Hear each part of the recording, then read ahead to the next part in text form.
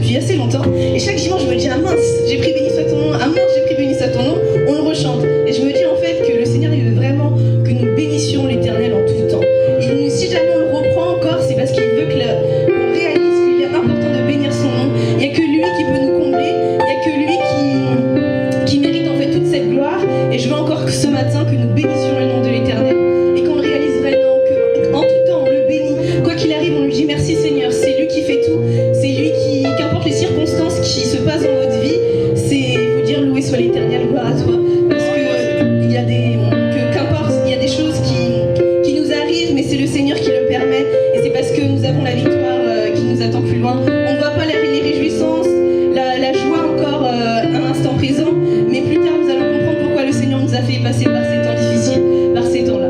Donc je veux encore que nous bénissions le nom de l'Éternel ce matin. Amen. Béni soit ton nom, là où tu donnes de l'abondance et déverses ta bienveillance. Béni soit ton nom, béni soit ton nom.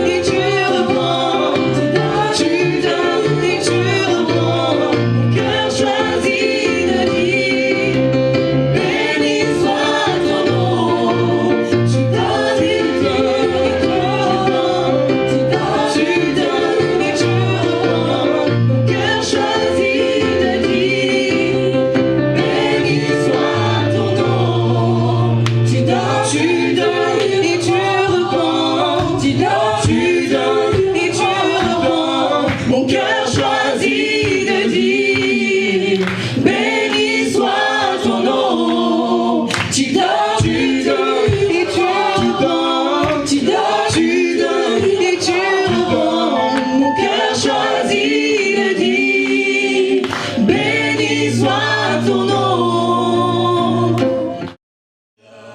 Alléluia, Alléluia, oh Alléluia, Alléluia,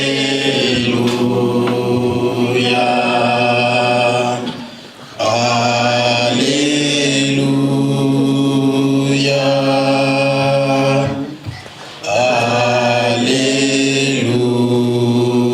Alléluia. Alléluia. Je m'appelle Paul Zongo. Je remercie le corps pastoral pour la grâce qu'ils m'ont donnée de partager ce matin avec vous. Que le nom de l'Éternel soit loué au nom de Christ Jésus. Quand les doutes nous assaillent, quand des questions nous obsèdent et restent sans réponse, quand nos yeux ne voient plus, quand nos oreilles demeurent sourdes,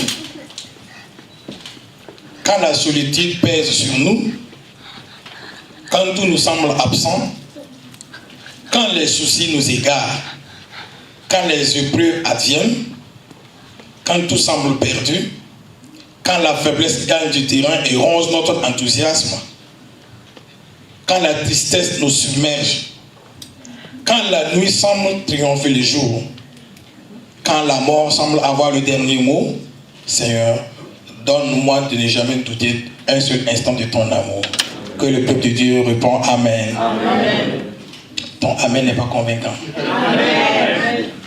Si Bartimée pouvait être là ce matin, je pense que lui seul pourrait être exaucé ou touché ou restauré plus que tout le monde. Parce qu'il n'avait pas honte de dire Amen. Il n'avait pas honte de crier. Alléluia. Amen. Ce matin, le Seigneur me met à cœur. Nous allons parler de la délivrance. Et notre thème ce matin dit, déliez-le et laissez-le aller. On délie quelqu'un qui est lié. Quelqu'un qui est déjà libre, on ne peut plus le lier. Donc nous allons rentrer dans la lecture de la parole. Si nous lisons dans Luc 8, le verset 18, la Bible nous dit, prenons garde à la manière dont nous écoutons la parole de Dieu. Dis à ton voisin, prends garde à la manière dont tu écoutes la parole de Dieu. Notre texte de base se trouve dans Jean, chapitre 11, le verset 32 au verset 44. Pensez-vous que quelque chose soit impossible à notre Dieu? Merci pour ta réponse, que Dieu te bénisse au nom de Jésus. Je reprends. Pensez-vous que quelque chose soit impossible à notre Dieu? Non. C'est ce que Dieu nous a dit le 31 décembre 2019. Vous n'avez jamais été déstabilisé dans votre foi au point de ne plus savoir où vous en êtes vraiment?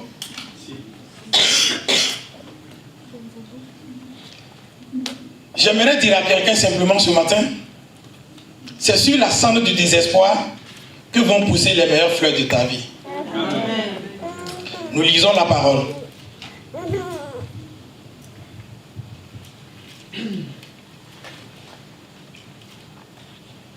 Lorsque Marie fut arrivée là où était Jésus et qu'elle le vit, elle tomba à ses pieds et lui dit, Seigneur, si tu eusses été ici, mon frère ne serait pas mort. Jésus, la voyant pleurer, elle et les Juifs qui étaient venus avec elle, frémit en son esprit et fut tous émus. Le verset 34.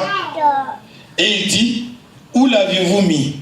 Seigneur, lui répondit, viens et vois. Le verset 35, le plus court verset de la Bible. Jésus pleura. Sur quoi les Juifs disent, voyez comme il l'aimait. Et quelques-uns d'entre eux disent, lui qui a ouvert les yeux de l'aveugle, ne pouvait-il pas faire aussi que cet homme ne mourut point. Jésus, frémissant de nouveau en lui-même, se rendit au sépulcre. C'était une grotte et une pierre était placée devant. Jésus dit, ôtez la pierre. Marthe, la sœur du mort, lui dit, Seigneur, il sent déjà, car il y a 4 jours qu'il est là. Jésus lui dit, ne t'ai-je pas dit que si tu crois, tu verras la gloire de Dieu? Il ôtait donc la pierre. Et Jésus leva les yeux en haut et dit, Père, je te rends grâce de ce que tu m'as exaucé. Pour moi, je savais que tu m'exauces toujours. Mais j'ai parlé à cause de la foule qui m'entoure, afin qu'ils croient que c'est toi qui m'as envoyé. Verset 43. Ayant dit cela, il cria d'une voix forte, Lazare, sors. Le verset 44 pour terminer. Et le mort sortit, les pieds et les mains liés de bandes, le visage enveloppé de linge. Jésus leur dit, déliez-le et laissez-le aller. Est-ce qu'on peut acclamer la parole de Dieu ce matin? La manière dont tu acclames, c'est de cette manière qu'on doit t'acclamer cette année. Alléluia. Mets ton énergie et acclame le roi des rois. Amen. Là où nous avions lu, c'est l'histoire de Lazare. Vous saviez très bien que Lazare était l'ami de Jésus. Et Lazare avait 2 sœurs qui pratiquaient le vieux métier du monde. Je ne veux pas dire que vous tous vous saviez. Et c'est une de ses sœurs qui était allée voir Jésus avec un parfum, en versant sur les pieds de Jésus et nettoyant avec ses cheveux. Et quand on était en train de faire la formation, il y a un théologien qui nous disait que le parfum que la sœur de Lazare avait versé sur les pieds de Jésus la valeur équivaut à un salaire d'un ouvrier pendant 1 an. Ici, le SMIC fait 1200. Multiplié par 12, vous pouvez avoir quand même la qualité de ce parfum. Voilà pourquoi le trésorier, voyant que ça c'était du gaspillage. Bref, nous revenons sur Lazare. Lazare était pauvre et il était à Béthanie. Et Jésus a lié une amitié avec ce pauvre-là. Dans la vie, quand tu as l'argent, c'est là que tu peux avoir plus d'amis. Mais Jésus va faire la différence. Quand tu n'as rien, personne ne vient chez toi, personne ne te demande, personne ne t'appelle. Quand tu n'as rien, imagine-toi, ton téléphone peut faire 1 semaine sans sonner. Alléluia. Amen. Mais si tu as quelque chose, si tu es important, on va toujours te solliciter. Quand j'étais au pays, chaque fois les gens venaient me voir, on va vous déranger. Je dis non, dérangez-moi. Tant que je suis important, dérangez-moi. Alléluia. Amen. Mais Jésus va faire la différence. Il va lier cette amitié avec Lazare qui était le plus pauvre à l'époque. Il partait de temps en temps pour leur rendre visite, pour causer avec eux, échanger, partager avec la parole. À un moment donné, Lazare va tomber malade. Et la sœur de Lazare, qui connaît très bien que Jésus était l'ami fidèle à Lazare, va envoyer des messagers pour aller dire à Jésus que son ami, son meilleur ami est malade et il peut venir le guérir. Parce qu'ils savent que Jésus est capable de guérir. Amen. En lui disant, Jésus va dire, pour la maladie de Lazare, ce sera pour la gloire du Père. Amen. Est-ce que vous savez que votre situation que vous viviez actuellement, c'est pour la gloire de Dieu? Amen. Quelqu'un peut me dire Amen? Amen. Parce que la Bible dit que c'est dans notre faiblesse que nous pouvions expérimenter la puissance de Dieu. Amen. On va dire à Jésus, quand il va dire c'est la gloire du Père, il va continuer son ministère comme si rien n'était. Et à un moment donné, comme il est omniscient et omniprésent, il va reconnaître que Lazare est déjà mort. Et il va dire à ses disciples, retournons vers Lazare. Parce qu'il est déjà mort. Vous voyez, parmi les disciples de Jésus, il y avait quelqu'un qui était un peu à l'écart. Il n'est pas comme les autres. Même Judas Iscariot était plus, je peux dire, avait plus la foi, plus que ce dernier, il s'appelait Thomas. Quand Jésus va dire, retournons vers Lazare, il est mort. On va le réveiller. Thomas va dire, oui, je sais. On va retourner pour aller mourir avec lui.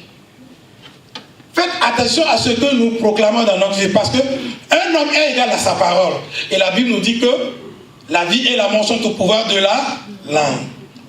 Même si ça ne va pas, il faut toujours dire que ça va. Alléluia. J'aimerais dire à quelqu'un ce matin, tout va bien. Amen. Même si ça ne va pas, proclame que tout va bien. Amen.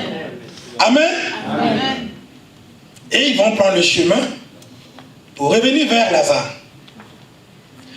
Et pendant qu'ils revenaient vers Lazare, Jésus va marcher sur des tombes. Jésus va dépasser des morts. Il va dépasser des hôpitaux parce que sa destination c'était chez Lazare. Ce matin, je ne peux pas dire que la situation de tout le monde sera résolue. Mais Jésus va sauter quelqu'un pour aller chez quelqu'un. Il va passer par quelqu'un pour arriver chez quelqu'un. Que quelqu'un dise c'est moi. Alléluia. Est-ce que tu es prêt à le recevoir? Amen. Et on va envoyer lui dire que Jésus est en route. La sœur de Lazare, Marie, serait là pour qu'on puisse la consoler. Un peu plus de temps, Marthe va sortir pour aller rencontrer Jésus et revenir vite dire à sa sœur que Jésus est là. Il te demande. Et la sœur de Lazare va se lever brusquement. Pendant qu'elle se lève brusquement, ceux-là qui étaient avec elle ne savaient pas pourquoi elle se lève brusquement. Ils vont commencer à dire, ouais, peut-être qu'il part encore pour pleurer. Dans la vie, chacun sort ce qu'il pense, ce qu'il a envie de dire. Mais est-ce que c'est la réalité? Parce que chacun sort ce qu'il sait. Mais ce qu'il ne sait pas, il ne peut pas sortir. Peut-être que le médecin t'a dit que tu souffres de telle maladie. Ce n'est que le médecin qui a dit Satan est un menteur.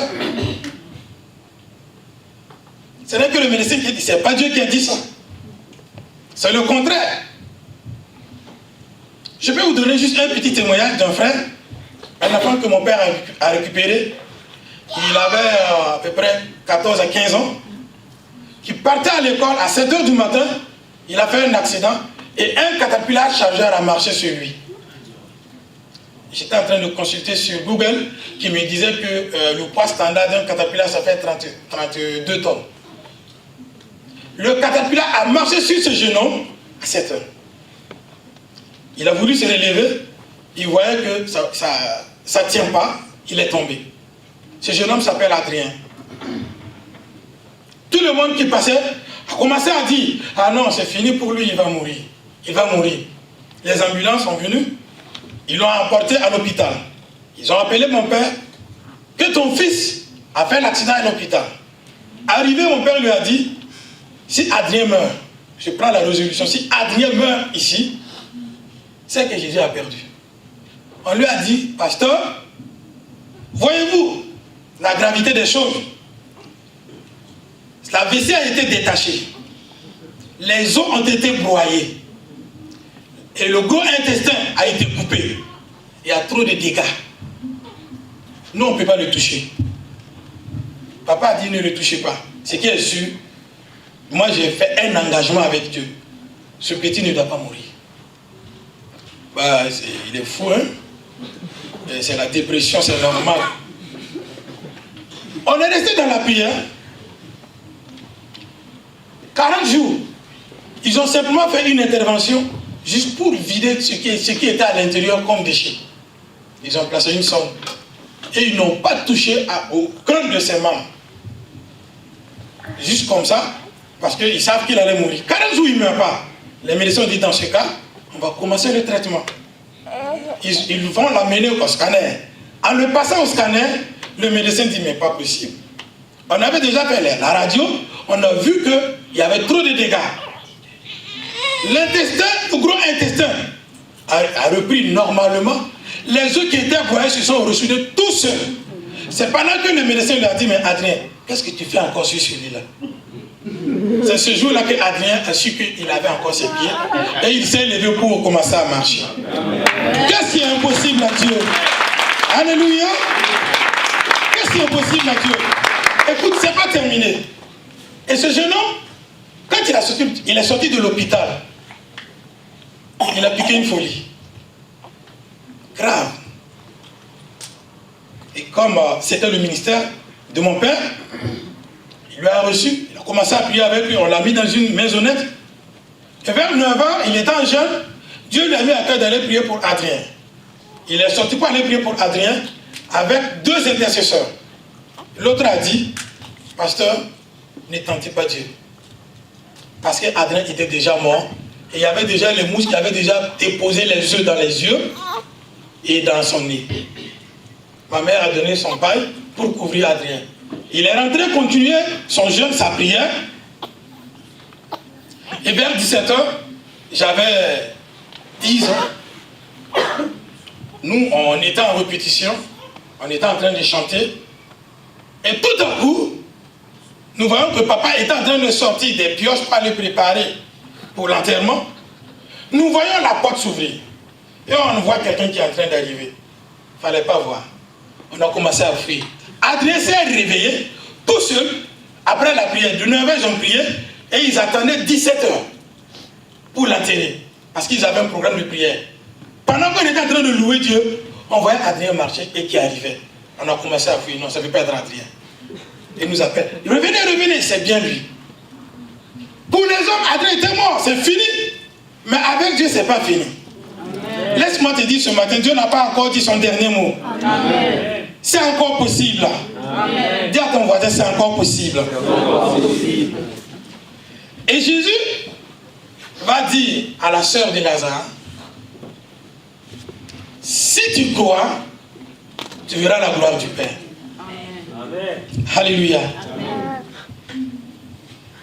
Marie va lui dire, regarde, si tu étais là, mon frère n'allait pas mourir parce que nous connaissons que tu possèdes un pouvoir.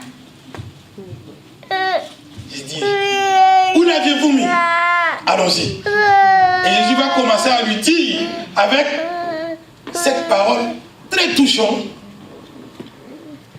que je chanterai tout de suite avec vous.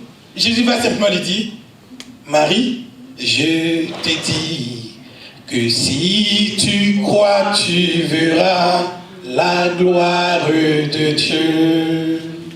Et Marie, pour Marie, il est mort, c'est fini. Bon, tu pars simplement pour regarder la mort.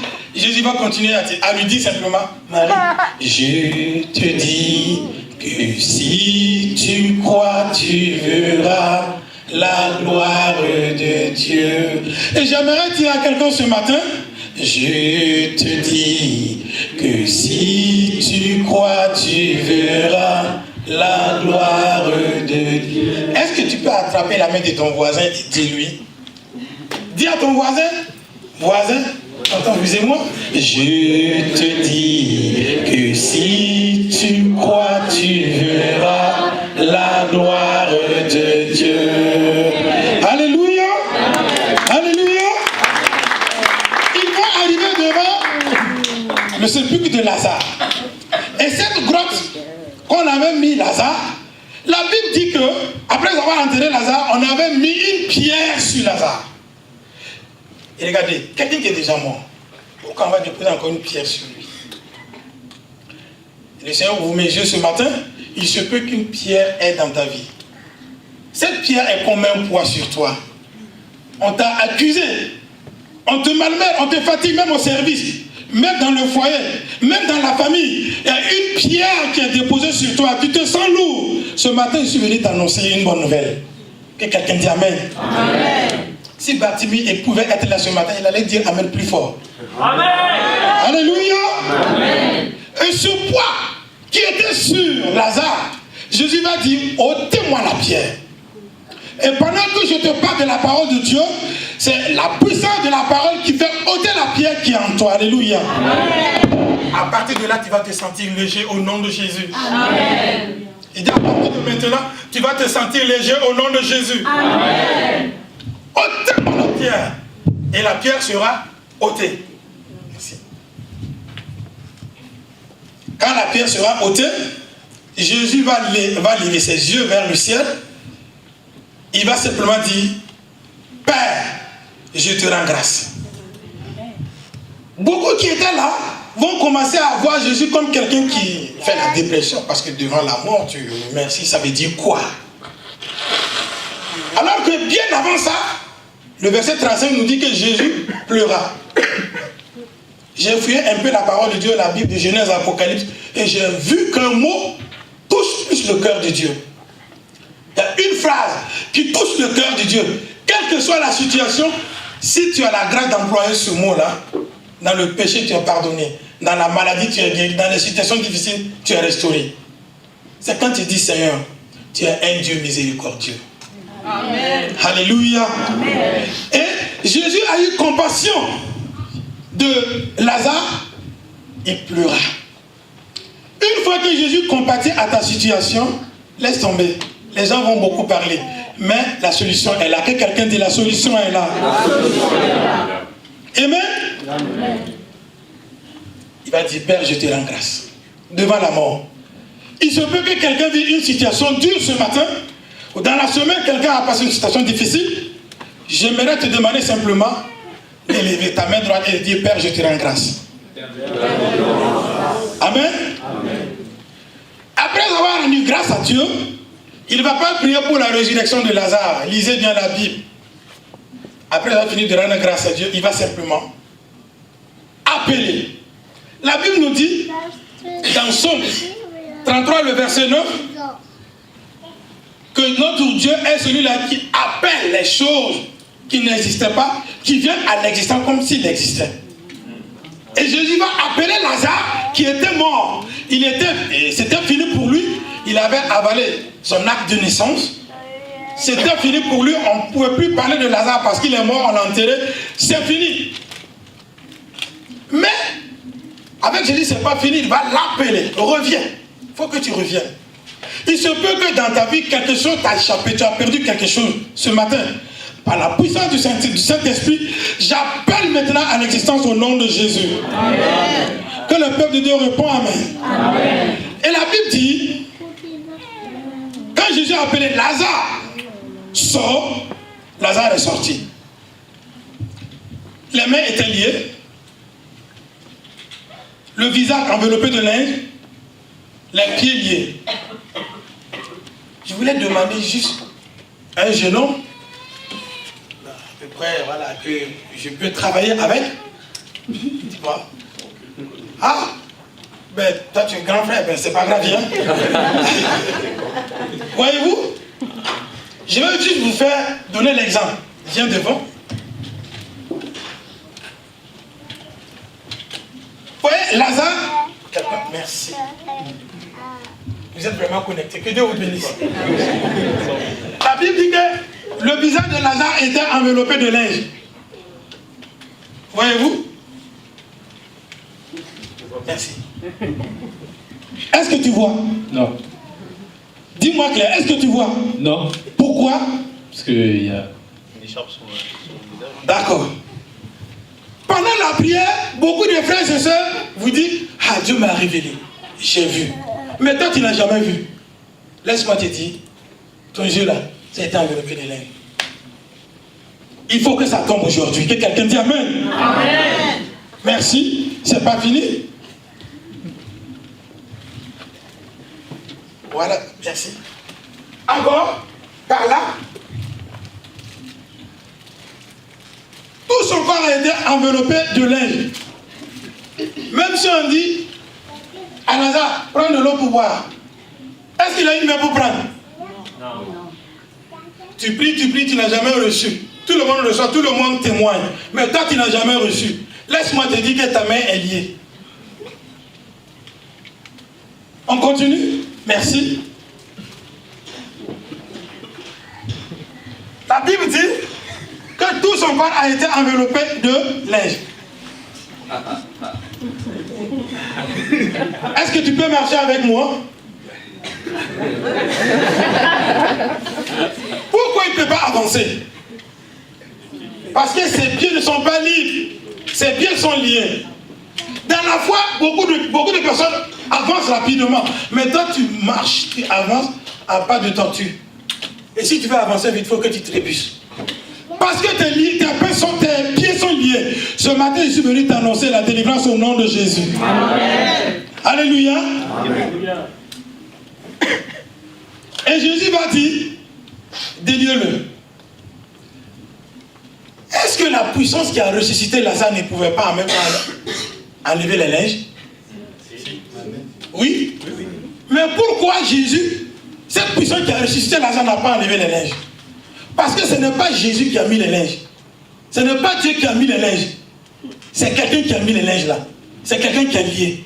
Voilà pourquoi Jésus a donné l'autorisation, la puissance, Matthieu 10, le premier verset, Luc 10, le verset 18, et Marc 10, 17.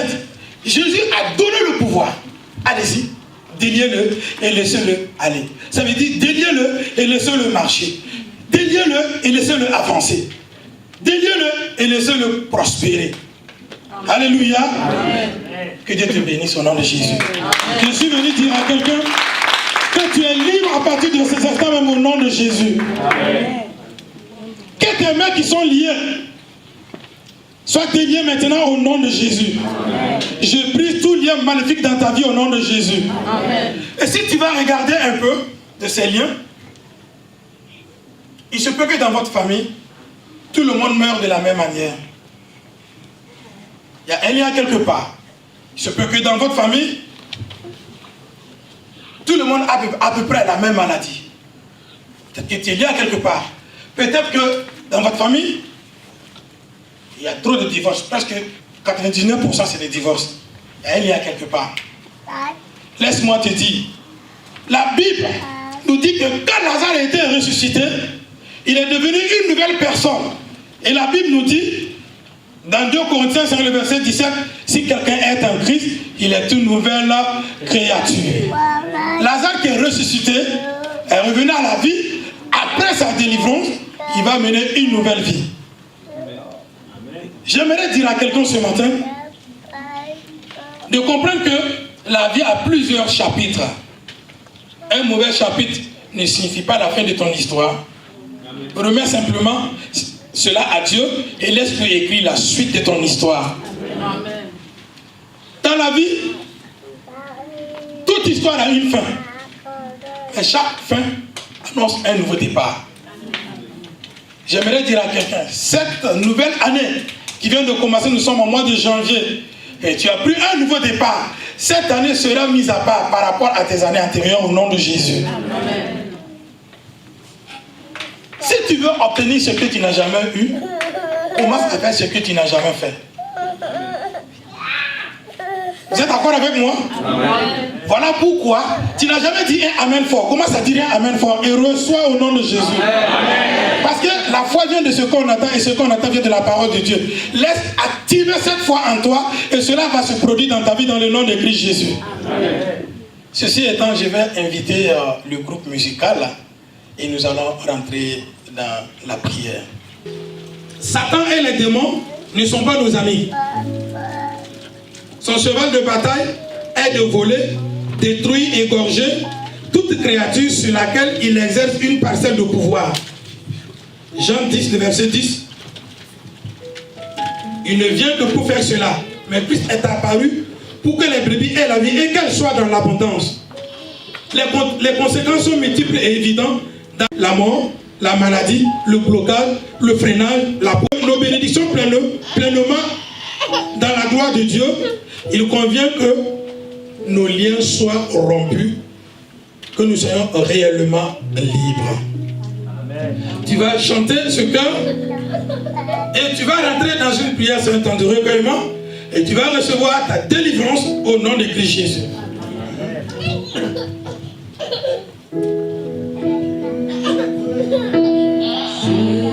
Je connais que tu peux tout et que rien ne t'est impossible.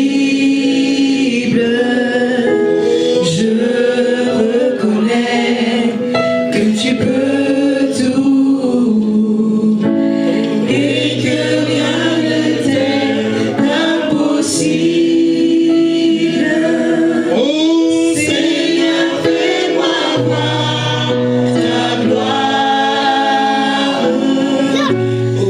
Ta gloire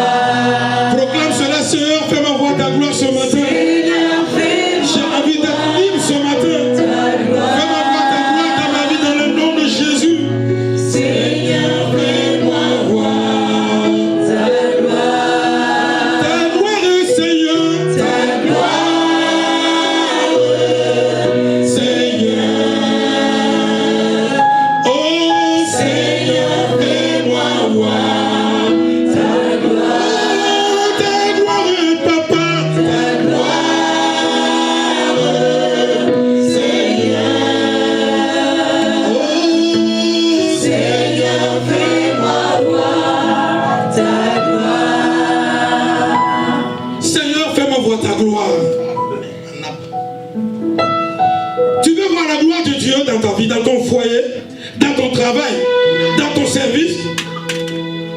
Le Seigneur permettra que tu puisses voir cela. Parce que du moment que les lèvres ont été déliées, tu pourrais maintenant en voir. Amen. Tu n'as jamais reçu une vision. Le Seigneur va ouvrir tes yeux aujourd'hui. Et tu verras la gloire de Dieu dans ta vie. Tu verras la gloire de Dieu dans la situation la plus difficile. Tu verras la gloire de Dieu dans ton église. Alléluia. Je déclare le ciel ouvert pour quelqu'un au nom de Jésus. Amen. Que quelqu'un répond amen. Amen. Je déclare la manifestation angélique dans la vie de quelqu'un au nom de Jésus. Amen. Je déclare la profondeur dans la révélation avec le Saint-Esprit au nom de Jésus. Amen. Je déclare des signes et des prodiges dans la vie de quelqu'un au nom de Jésus. Amen. Il y a quelqu'un dans la salle qui a une maladie et cette maladie a été diagnostiquée dans son sang. Je déclare une santé divine dans ta vie au nom de Jésus. Je déclare une évangélisation prophétique cette année au nom de Jésus. Je déclare le ciel sur terre pour la belle lumière au nom de Jésus. Je déclare une nouvelle passion pour le Seigneur Jésus. Amen. Je reconnais que tu peux tout.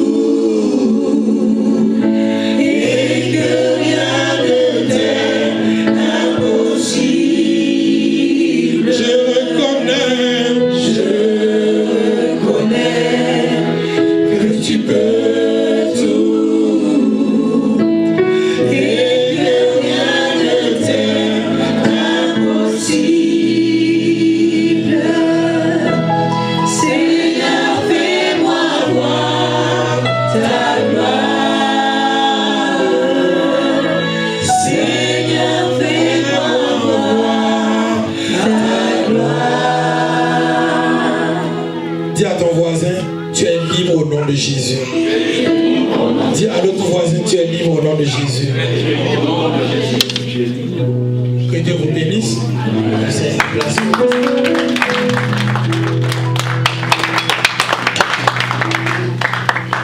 Qu'est-ce que nous disons à l'homme de Dieu? Merci. Merci. Tu sais ce qu'il te reste à faire?